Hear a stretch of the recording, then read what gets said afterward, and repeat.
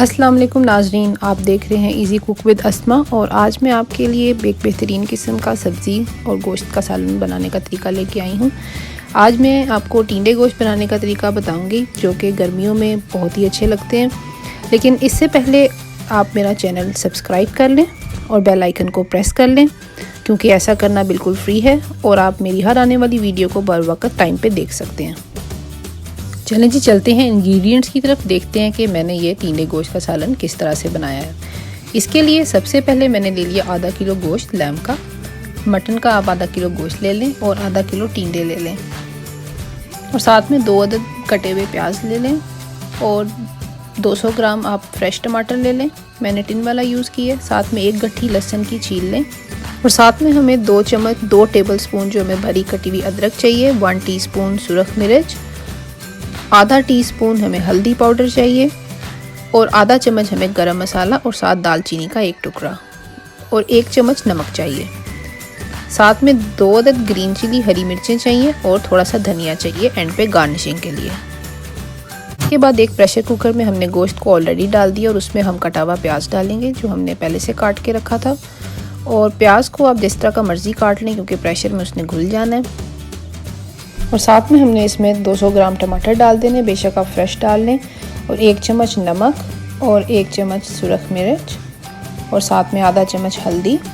ये सारी चीज़ें आप इकट्ठी डाल के इसमें आप 1 गिलास पानी डाल देंगे, और पानी डालने के बाद आप इसको प्रेशर लगा देंगे। तकरीबन 7 से 8 मिनट के लिए आपने इसको प्रेशर लगाना है। जब तक प्रेशर आता है तब तक मैंने टिंडों को छील लिया है, और छील के एक टिंडे के 4 टुकड़े किए हैं।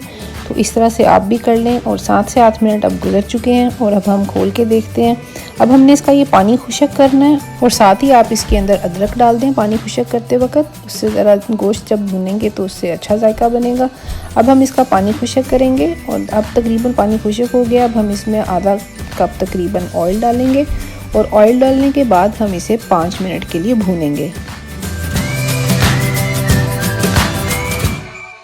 5 मिनट भूनने के बाद हम इसमें कटे हुए टिंडों को डाल देंगे, और टिंडे डालने के बाद हम इसमें 2 कप पानी ऐड करेंगे। और पानी ऐड करने के बाद हम इसे दोबारा से 5 मिनट के लिए प्रेशर देंगे, और उस 5 मिनट में टिंडे और गोश्त दोनों परफेक्ट तैयार हो जाएंगे।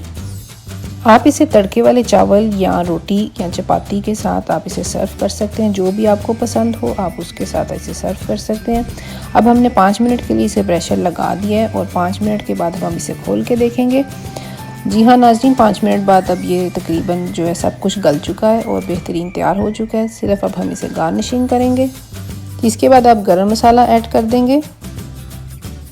अब आप हरी मिर्चों को ऐड कर दें, और इसके साथ आप फ्रेश कटा हुआ हरा धनिया ऐड कर दें, और इसके बाद 2 मिनट के लिए आप पकाएं तो परफेक्ट किस्म का सालन तैयार है।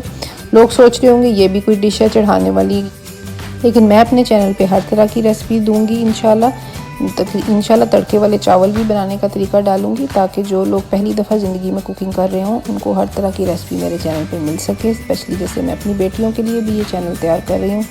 तो उम्मीद है आपको भी ये रेसिपी पसंद आएगी, आप भी ट्राई करें। पाकिस्तान में गर्मियों की दोपहर हो और टिंडे गोश्त पके हों तो क्या ही बात है। मिलते हैं किसी अच्छी रेसिपी के साथ नेक्स्ट वीडियो में। तब तक के लिए इजाज़त दीजिए। अल्लाह हाफिज़।